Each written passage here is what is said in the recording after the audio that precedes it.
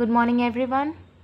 As we have already discussed the Pascal's triangle problem number 118 of lead code yesterday in two parts, where we have discussed the example given and the problem statement, everything in the first part, and in the second part we have discussed the brute force approach. So now we will move as the time complexity and space complexity was more for them, so we will move to a better approach today. So what we discussed yesterday, we learned how to build Pascal's triangle row by row, but today I will show you a shortcut. So what's the shortcut is, instead of always writing one row after another, we will use mathematics to directly calculate each number. Okay, so what we did yesterday, if you will see the previous video, you will get to know. So let's start. If I'll write in step, and if you remember, we have taken the example of student, teacher, whiteboard to understand it very clearly. So remember all those terms.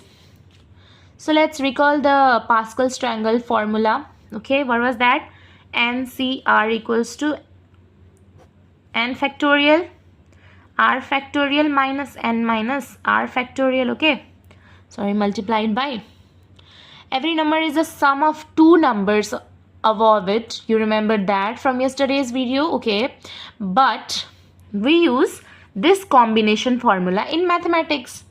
So now if we'll take the example, then what we will see, we see that we can write it as, if you take the example, we will see we can write row 0 as C0 comma so sorry, someone was there in the gate. So we have taken the, in example we take row 0, C00, the one we had in yesterday's example. So we will write it as C00 again, that is column. Again row 1, C1 comma 0, C1 comma 1 gives, what was the value? 1 comma 1. If we'll see the previous video, so the values were 1, 1 comma 1, 1 2 1, 1 3 3 1, and more there was. Okay, 5 input numbers there were. If you'll see the previous video, you will come to know, or you can also take reference from the lead code problem statement, so you will get to know that. So similarly, how we will write row 2, we will write it as C2 comma 0, 2 comma 1, 2 comma 2, and its value are 1 to 1.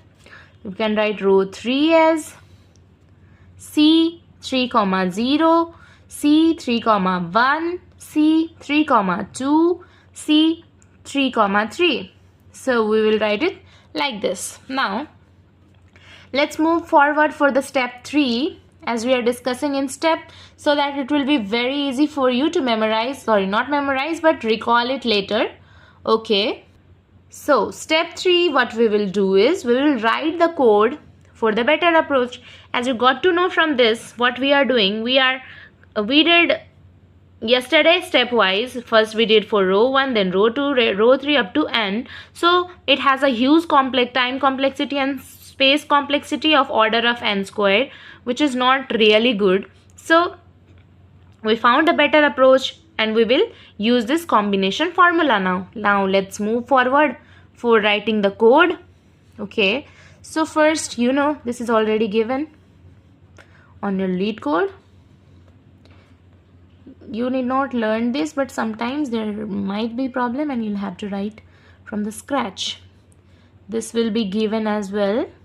Okay, I'll write it for you in some videos, then after I'll start skipping it. Okay, so if you remember, if you see the previous video, you will come to know this was the input. Okay,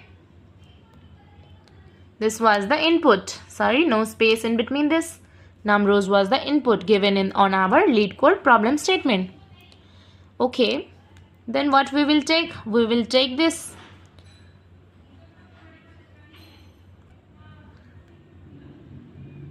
Okay, we took this. Now what is this? You'll ask me, what is this? Why you have taken this? Why we have written this line? So as we were comparing with the teacher student story, I'll explain you the same way. What teacher does here is teacher puts a big notebook where all rows will be written. So this is a big notebook where all rows will be written. So where it will be written? In the result. Now let's start our outer loop. We'll open our outer loop. So int n equals to 0 and less than num rows n plus plus. Okay. Next, teacher, what does happen? What happens here? Teacher says for every row number n, let's calculate its values. So that's only happening in this loop, right? Okay. Next, what happens is, here we will write inside the loop, we will take, as we have already taken in the previous, this line we have also mentioned in the previous video, that was in our brute force approach. So you can tell me what does this mean before I'll tell you. Okay, you should say me, because you should watch my previous video. Now what happens here is, the teacher opens a fresh new page in the notebook for row n. Okay, for row n, the teacher opens the fresh page, the notebook. Okay, now next we will do is, we will generate each element using NCR formula. So let's take first value is always 1. So we will take long value equals to 1, because it's always 1.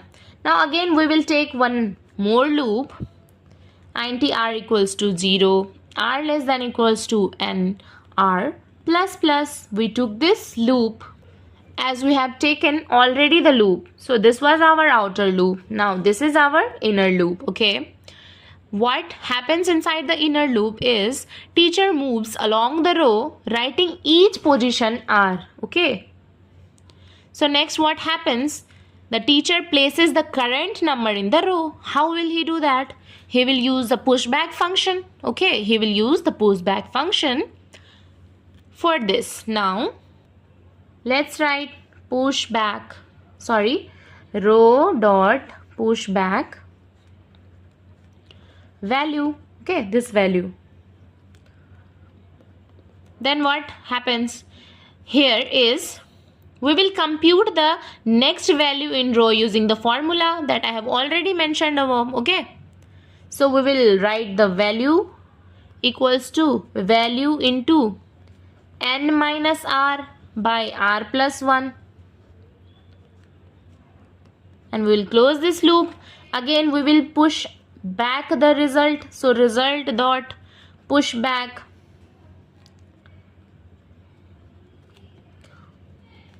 Okay, now close this for this loop. Again what we are going to return is result. What we are returning? Sorry for this. We are going to return result.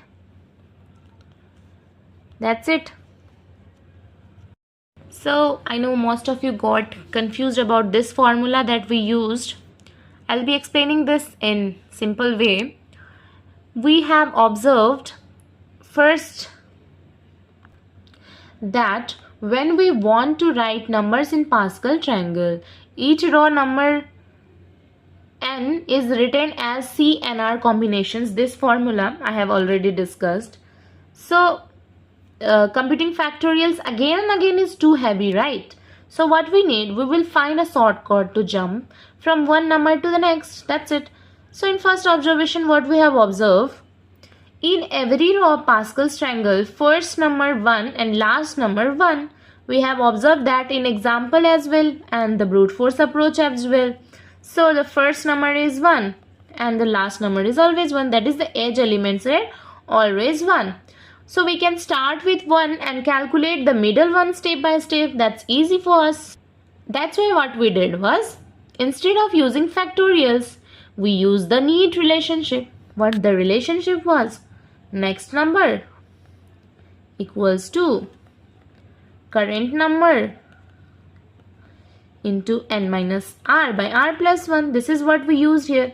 So we took val as the next number, val star as the current number, and these are same. Okay, that's what you use. So what this n means, n is the row that we are in and r is the position in that row. What is n? N is the row that we are in and r is the position in that row, in this row. Okay, position in this row. Let's us walk across the row from left to right. Okay, if you are still confused, we can take one more example to get clear. So let's take the example. Okay, let the video be clear. Yeah, it's clear now. So let's take an example small. In the yesterday's example, we have observed that we have already written here up to 4. So what we have observed that the next value was 14641. So now we will find the next value for this. How we will do? We will start with the value 1. Start value equals to 1. R equals to 0. So how we will calculate the next current number, that is 1, n minus r, that is 4 minus 0 by r plus 1, that is 0 plus 1. So what we get here? 1 by 4 by 1. We cancel 4. Okay, we got the first as 4, 1, and the first we start with 1. So first was 1. The next value is 4. Again similarly r equals to 1. Then how will we calculate next? We will calculate it as 4 minus 1. Okay, you just compute the formula. 1 plus 1. So what we are getting here? 4. 3 by 1. So that is, sorry, 1 plus 1 is 2. 2 2s are 4. So next value got 6. Again r equals to 2. We will get this after doing this. We will get it 4. Again r equals to 3. We will get 1. Now you will do this yourself. So what we obtained is, we obtained 1, 4, 6, 4 and 1. What we were expecting that as the output? We were expecting 1, 4, 6, 4, 1 as the output. What we got here? 1, 4, 6, 4, 1 as the output. So this formula is really correct.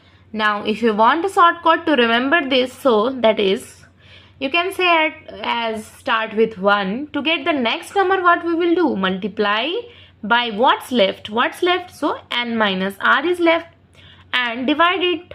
How much? The many number you already took is r plus 1. R plus 1. Sorry, r plus 1. Okay. So that's it. And repeat until the row is finished. For row 1, row 2, row 3, like this. That's it. So we don't, what we didn't do here is, we didn't use any heavy factorials, no other maths, just walking into the formula. So it is better, already better than the previous brute force approach. Now we will discuss the time complexity and space complexity for this. So here we will discuss the time complexity and here we will discuss space complexity. Okay, TC is time complexity, SC is space complexity. What we see, for row 0, there is 1 number. Row 1, there is 2 number. Row 2, there is 3 number. Row n, there is n number. So same as before, order of n square. There is no change in the time complexity. Even though we are using matrix, we still write about n square numbers. So time is still order of n square. Okay, now let's move to the space complexity. So I don't think there is any changes from the brute force approach in the space complexity also. Order of n square plus order of 1. Same, this extra space and order of n square, because we are taking for each row. Here also, but what is better here? We are using a better approach by directly calculating using the NCR formula. One thing and another thing, both still the time complexity and space complexity is similar to the brute force approach. The better approach is faster in practice. So why? Because we skip unnecessary additions here. Now in the next video we will look for the optimal approach that will give us the best solution for the given problem. Thank you. If you like, please subscribe my channel and please hit the bell icon. Please like the video I'm really trying very hard to help you all. Thank you.